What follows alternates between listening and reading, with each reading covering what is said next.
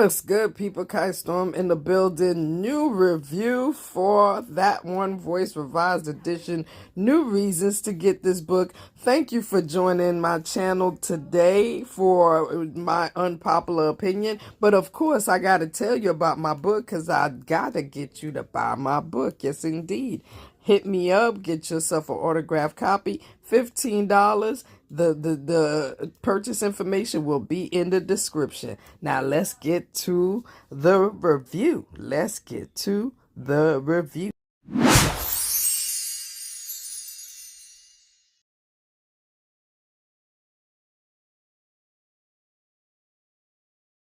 All right, Kai Storm in the building, and yes, tonight is an exciting night. Love and Hip Hop Miami. Holy smoke! Yes, this is the episode with Boots on the Ground getting tossed the fuck out, child. I know why I'm late a little bit, but it's all good. We gonna get into it. Separate side note, shout out to Jeffrey and the whole 450 ordeal. Yeah, man entourage, man love man so much the man want dead for man, all kind of things. Oh, I mean unalive for man. Anywhere. Big up Jeffrey. Continuous big up to motherfucking Remy Ma, Big Bronx, Big Brooklyn, Big 718 in the building. Oh, and definitely big shout out to Motherhood, Sex, Marijuana, the podcast. The 419 show in Harlem is going to be an extravaganza. Storm in the building. My unpopular opinions in the building. Like and subscribe. Keep it cute in the comments. Check out my channel sponsor, bougiestoner.co. They got some new things going on, some infused drinks. You need to get you some, bougiestoner.co. And of course, get yourself an autographed copy of That One Voice Revised Edition. Yes, let's get into the episode. Wait a minute, I ain't even read it. Accusations fly between heaven.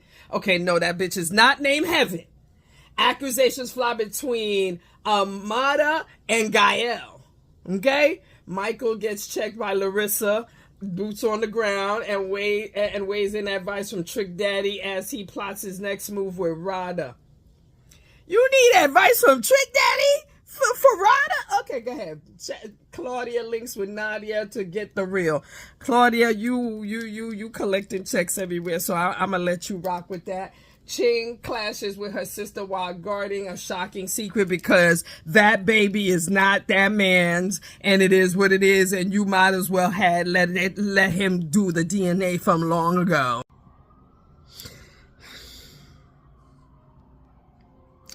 I mean, I guess the episode has to start with Michael and Boots on the Ground because, you know, we already here. Apparently, yes, this is how we start in the episode where Michael is talking to Boots on the Ground and she talking about, it's a nice house. Bitch, you about to get put out of that nice house. And then Michael is telling her, oh yes, Dorada had a baby and Nadia had a baby, and apparently Boots on the Ground was an approved hoe 5 years ago, but if Rada knew that the approved hoe was getting an extended motherfucking taste test right now, she would be all mad. My thing is, Michael, you front like you give a fuck about what Rada feels. You don't give a fuck about that, bitch. See, you know, I can think, I'm gonna go ahead and think of myself as a fair person at this point. You know what I'm saying? I dish out the shade equally. I'm gonna go ahead and say that. Whether I have proof of that or not is not the point at this time. But what I'm saying is, yeah, I can't really do that tongue smacking like the gays do. I don't know why. But there are some girls that could do it too. But okay. Stay focused, man. So Miss Boots on the Ground actually made a point. Miss Boots on the Ground, as she's talking to Michael about, you know, his situation, and he's talking about Rada. You know, they're talking about Rada, and she says, and I quote, that the reason why Rada is so mad is because she's a jealous little bitch, because she is, well, not jealous, but delusional to the fact that she is the side bitch to his singleness. And when she said that, I said, you know what? That's exactly what the fuck is going on here. He got Rada thinking that she's the main one and she makes decisions and she's bottom bitch, top bitch, side bitch, left bitch, and she's every corner, and all the bitches are just sliding through, and they sliding through based on her approval. No, bitch, they are sliding through based on Michael's approval. And whatever the fuck Michael is doing, he's going to continue to do it as long as you could, and as long as you continue to sit at his side and pretend like you special because you and him so-called engaged. Or you and him, because I think it really, for me, it's like, y'all, you on TV with him the most, so yeah, so you making money with him, so you know, that's another reason to just sit on the side and shut the fuck up. Never mind the fact, like Boots on the Ground said, that man is single.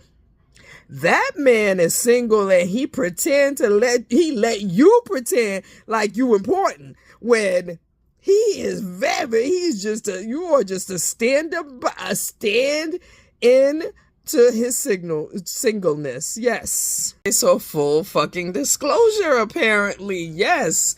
So 5 years ago, when Michael's fucking very, very busy dick entered Boots on the Ground, it was such a situation that apparently Boots on the Ground went and posted about it and whatnot, and then did she say that? Did he say that? What? Okay, so I ain't really got that part clear, but apparently 5 years ago there was there was a situation with her, with Boots on the Ground and Michael. Rada found out there was some social media posting, some social media going back and forth, and apparently Rada's still hanging around because Rada is one of the favorite stand-ins to his singleness. I mean, Rada is the main one that gets to hang around with his singleness. So, you know what I'm saying? Rada the only one that putting up with the bullshit. So it was a big to-do. And apparently it's being said that Michael does not do oral on motherfucking Rada, but apparently did do oral on motherfucking on Boots on the Ground. And apparently she specifically remembers that he told her that her pussy was the best pussy. Wow, that's nice to hear, girl. He might have fucked around just said that just because he want to. Just because, you know, he felt like saying that. And then right now he's saying that, you know, he was drunk and, you know what I mean? I don't remember all that 5 years ago. Just like fucking Queen Key said yesterday. I don't remember 5 minutes ago. How the fuck you expect me to remember 5 years ago? You know what I mean? So this is a situation that's going to get Boots on the Ground put out, because she gonna start talking shit to Michael, and Michael is decided, okay, I'm done, I got my rocks off this, you know what I'm saying, there's no reason for you to still be here, go on and get your shit and go. And of course Boots on the Ground gonna make a fucking scene, because hello, the bigger the scene, the bigger the deposit on the chicken gift card, right or wrong, the bigger the deposit on the chicken gift card. Ciao. Them drawers did really look as gingy as I thought they would be. You know what I'm saying? Although the scene kind of seemed rehearsed and shit, but it definitely was some ugly, I don't know what the fuck they was, kind of drawers. that he tossed at her. I don't even want to rewind it to go back to. I ain't finna take a picture of them fucking drawers. Fuck no. Apparently now she got beef with Ryder, so this extends her visit on this Love and Hip Hop screen. I don't like that part. No motherfucking way. Ain't no motherfucking. Who the fuck co-signed Gael to go up in the fucking studio? Who? What producer thought this was a good idea? Why the fuck am I hearing some fucking Mickey Mouse sounding very fucking 1, 2, 3 ABC ass motherfucking, not even Kids Bop be fuck. What? Who wrote these bitch ass lyrics? And apparently she gonna meet in the fucking studio with motherfucking Miami Tip, and Miami Tip is laughing. I stopped the motherfucking TV at Miami Tip laughing. I don't know if she laughing at that bitch. She got to be laughing at that bitch because them lyrics sound wackety whack the fuck out of here. Who co-signed this bullshit? To show you that the producer got paid handsomely. He over here talking about, yo, that was it. We gonna keep that last one. That was the shit. Word. That was a piece of shit. I don't know about the shit. So as Gael is explaining her purpose of being in the studio, making a Christian diss record against Amada. Fuck out of here. And that this is going to be her defense to get Shay and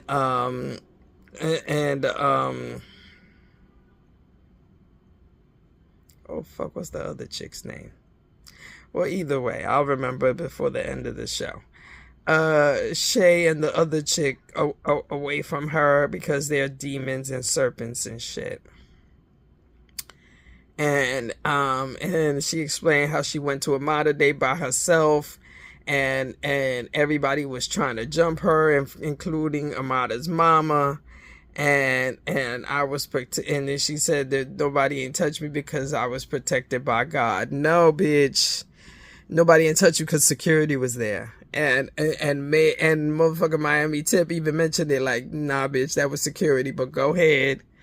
And also told her some dumb shit about, if you gonna come at them bitches, Eliza, if you gonna come at Eliza and Shay, you need to come with better receipts than a fucking Christian diss record. And then explain to her what Amada did to her studio and the meeting with Chuck, and Chuck is on fucking roller skates rolling up to her house, dropping off flowers at her car, child. And it looked real ratchet and ghetto. Which one of the producers told Amada that it was okay to come in some fucked up wig, a scarf, and some black glasses to some dark ass, danky ass bar to have a scene with motherfucking Sanjay and motherfucking Eliza? Like, which one of you bitches thought this was a good idea? This shit looks stupid. Apparently, this is Amada's way of showing that, everybody talking about her bad since what happened at her day.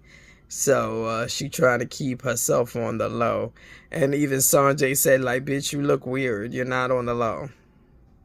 You're not on the low. So in this conversation where Amada, Sanjay, and Eliza Rain are there, they're talking about, the whole Gael situation, and explaining to Sanjay why because Sanjay was like, why you don't like her? What's going on with her? And then they broke down all the fuck shit from sleeping with Amada baby daddy, to sleeping with Shay baby daddy, to sleeping with her own sister husband, all kinds of fuck shit. They made sure I laid it all the fuck out for Sanjay. And then they start talking about voodoo and how she just came in with a rosary and touched Amada, and then all of a sudden everything went loose. Cause again, I myself was bugging out because I was like, yo, Amada's mama was ready to fucking thump something down. Amada's mama been on Love and Hip Hop for a minute and ain't never showed out like that. So I can understand where they could get that thought. And then of course they start talking about voodoo's real and and you know what I mean, and you know how to handle, you know, Gael going forward. Whatever, you know, they keeping up this timeline with a piece of voodoo in it. I don't like that part. So, but what's going to come up is the part that I really want to see is that, because I remember I mentioned that my last review last week that when I ended the show, that it looked like Rada going to be having some sort of a surprise for Michael. And child, it looked like the surprise is Nadia and motherfucking Claudia. It's a whole lot of us in this story. It's fucking Rada, Claudia, Nadia. It's a whole lot of us. So all three of them are going to get together and I guess confront Michael about his fuck shit. I wonder what that gonna look like. To me, I kind of feel like, you know what? At the end of the day, none of you bitches have to have this conversation. All of you bitches can just decide whether you're going to deal with him or not. And if you're going to deal with him, you're going to not complain about what the fuck you dealing with. Because what the fuck is you complaining for? Stop this right here. We're going to take a pause for the chorus. This is a stop tape motherfucking moment if I ever saw one. Because, bitch, what the fuck going on here? What the fuck going on here? So, apparently, pickleball is now Trick's new way of getting exercise. He loves it, and him and his son be playing in the cul-de-sac all the time, playing pickleball. So they're in some sort of pickleball area, adjacent, somewhere where you could play pickleball at. And it's Trick, his son Michael, and the pimp that tried to take Rada away from Michael in the first place. Now, I done forgot what is this nigga's name? Pimp my ride. I forgot what Pimp my motherfucking ride name is again. But the fact that he got these hard ass bottom shoes, these very, very ugly, very wide leg motherfucking plaid pants, and this sort of, I ain't gonna call it fur, because I don't see the fur part. Maybe it's, if you get closer, you might see what type of, because I don't even want to say it. I'm going to call it fall fur. That fall motherfucking fugazi ass. And he's still wearing that hat. Like, how everybody comfortable and got workout clothes on and your bitch ass is wearing what the fuck you wearing? Like I did Bambi yesterday, I'm gonna do him. Like, what the fuck are these? What the fuck are these? And you can't really see the wide leg. Well, you can see the wide leg of the pants, because them pants look like a fucking skirt. Like, these pants could easily be made into a fucking skirt. Never mind the faux fur. Never mind the fucking Undertaker hat. I mean, just the whole outfit just gives why the fuck? And Michael mentioned that Rada never told him what happened, but we all know that Rada didn't touch nothing on this. So, after that poor ass game that Trick lost, because Trick's partner was Ken, whatever the fuck his name. All I know is that Pimp My Ride got to sit the fuck down. But they played their game. The game was over. Now they decided to have a sit down, and him and Michael was going back and forth dissing each other. Then they started talking about Michael's situation, and I ain't gonna front. Trick gave him the best advice. Trick said, "Look here, you got to get rid of all these hoes. Pick one." And because the name of the game is, if something happened to you right now, you needed one of them to fucking hold you down. You need to pick the one that you think gonna hold you down. And then once you get rid of the other hoes, you make sure to tell that bitch every day that you picked her. that's the only way it's gonna work. Now, do I think any of this shit gonna work? Not really, but it sounded like good advice though. It did. In the next scene, we got Chink Diamond with her sister. She in the studio. First of all, she in the studio. I ain't gonna front. Whatever she was spitting sounded good. I was like, oh shit, that shit sound hot. Okay. I was bigging her up for that. Then her sister came along and they started, going back and forth about her and the dude and how he, the sister dealt with him last time, and and Chinks feel like she's, in it by herself, and the sister trying to tell her you ain't in it by yourself, but you fucking with a nigga who don't fuck with you, and we pissed off at you because you fucking with a nigga that don't fuck with you. So I feel like it's a dynamic. It's a bad dynamic when you having a situation, or you're in a relationship, and you and that person is having a situation, and you involve your family into it, because when you decide to forgive, they not going to decide to forgive along with you. And you know what I'm saying, and that the same goes like when you decide to leave that man alone and they still love him, they gonna still continue to love him even though you decide to leave him alone. So it's a damned if you do, damned if you don't. But the best thing to do is to not involve your family into your relationships, because it could go bad. Bruh, why the fuck is Nadia in the studio rhyming about her, trying to rap and trying to rhyme about her pussy? Why? It's a fuck no for me. Which one of you producers keep encouraging this fucking studio shit? Is the studio free?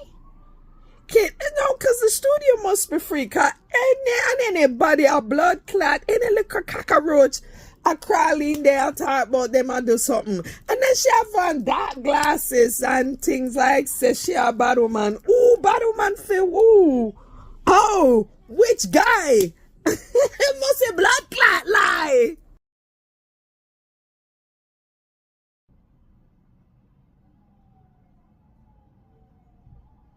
So motherfucking Nadia comes out of the studio talking about, you like my bars? Yo, what? The fuck out of here. Okay? Don't ever do that shit again. That shit you put out, you could have fucking kept. Never mind. In the lyrics, she said something about how he come in her regularly and he eat her pussy regularly and all of this and all of that. So Claudia's asking her some, legitimate reporter type questions. So you think that's your man? You think did he want this baby with you? Do you love him? Or is it real that does he really eat your pussy for real? And you know what I mean? Just asking her questions and letting her know, like, you being a little bit of a little bit of a hypocrite, because at the end of the day you talking about Rada, and you talking based on what Michael told you, and then Rada is over here talking about you based on what Michael told her. So what's the problem? The problem is Michael. The problem is Michael is lying to the two of y'all, and at the end of the day got the two of y'all doing what the fuck he wants you to do, which is tolerating the fuckery. Yes. So, and in this conversation, they make a decision to get together and confront Michael. And yes, I'm ready to fast forward to that. I ain't even going front, because the next scene gonna be something with Chuck and Miami Tip, and I really could care less. I don't give a fuck about them. Like I said, Chuck came by. They had a discussion. She told him to get the fuck away from her door, and that was the end of that. Fuck them. I don't want to make no predictions, because it ain't my business either motherfucking way. I ain't got to babysit. I ain't got to change nobody diaper. Shit, I ain't involved in none of that. So I ain't even gonna make a judgment. But Chinks. Apparently, the next scene was that she's been hiding a secret from her family. She's been telling her family that she's had a friend babysitting and helping her with the baby, but in real talk, it's been the baby, it's been Marquez. And Marquez has been doing differently. He's got a job, taking care of everything, doing everything. But Marquez literally looked at her and said, "Baby, check this out. I really need you to get a DNA test on this baby, because if she ain't mine, I need to know. Because if she ain't mine, I need to be up out. I'ma raise up out, because I'm not going to get attached to something that don't belong to me. So we must find out what it is. And if it is not mine, I will be packing and I will be getting the fuck up out of here. And you will have to be figuring it out by your motherfucking self." And the way she started boo-hooing, yes, it kind of, okay, so no.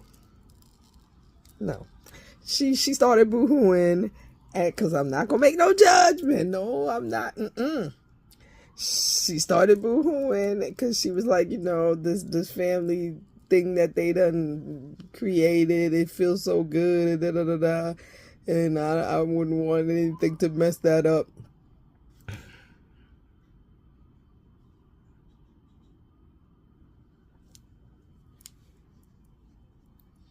So yeah, we must take a DNA. Marquez says he needs a DNA test.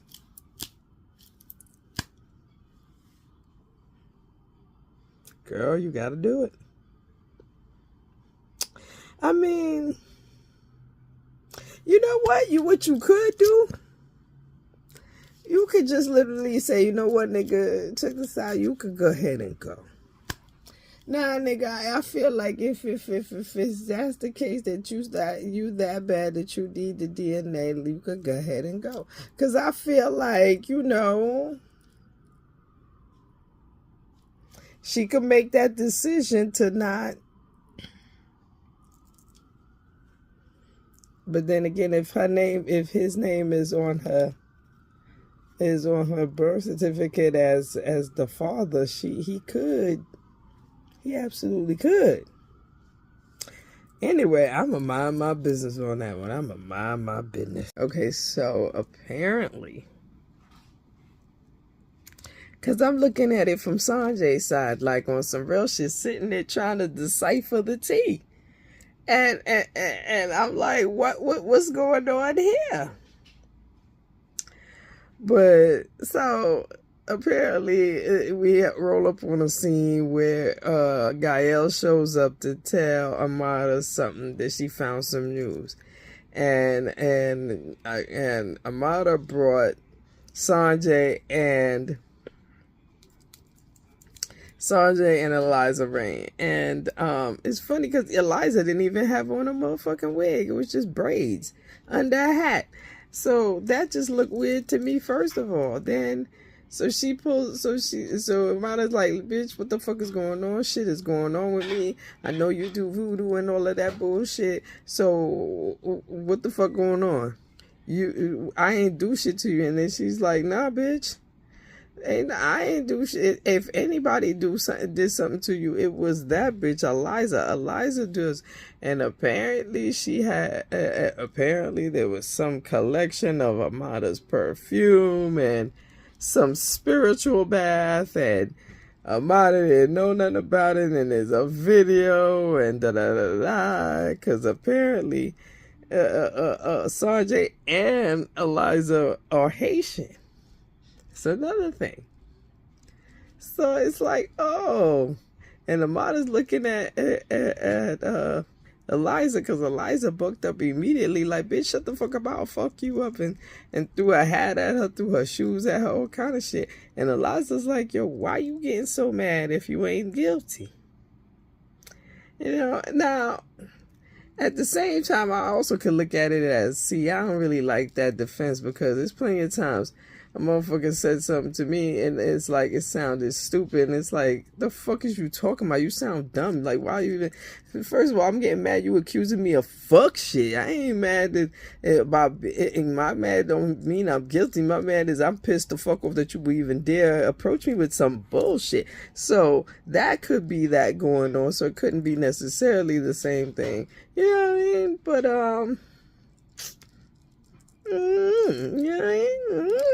But see, now they making the Michael conversation be the last one. You know that's gonna be the cliffhanger. So the dramatic ending of the episode was Claudia walking in with Nadia, and Rada saying, surprise, motherfucker. And because at first she was just playing along with the shit, and Michael had bought a whole fucking plane ticket and was showing Rada the plane ticket that, yeah, I'm sending her back to LA. I don't even know why I did that. I'm sorry. You know what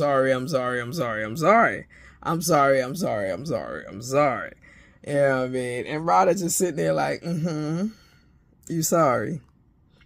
Yes, you sorry. Listen, so we gonna have a real conversation in a few minutes. You don't know that yet, but we about to have a real conversation. So next episode is gonna be them having a real conversation, obviously, along with a scene where Chinks Diamond and motherfucking Zoe Brinks are gonna be doing some sort of rap battle. Okay, yeah, I'm right there with you. As soon as I said it, I had the same thought. And then yeah, because Trick is going to figure this out. Trick is the one that's behind this rap battle. Okay, and yeah. And then there's going to be a scene where Shay is going to be asking Julian to put her in a room with Trina and to argue about her purse carrier Joy, and it's like, and Trina is not tolerating the conversation, and Shay gonna walk out looking stupid, and yes, Michael is going to have a conversation, and there's gonna be a post, and some shit is happening, and Nadia is crying, and I just, yeah. The only part I'm looking forward to is the conversation. Everything else kind of look like, because the fact that, again, Shay, you want a conversation with Joy, you should have been talking to Joy. You should have been hollering at Joy. You going to bring Trina into it. But then again, everybody need a chicken gift card, so they got to get on scene in order to get their chicken gift card. Till next time. Like and subscribe. Make sure to jump in the comments. Keep it cute. And of course, get my book, bougiestoner.co, for your elevated needs, for the elevated drinks. Yes, limited time only. And yes, hit me up. Because I definitely need to subscribe. I absolutely need subscribers. So I need to subscribe. I need other people to subscribe to me. What the fuck am I talking about? Anyway, yeah. Look at more, yeah?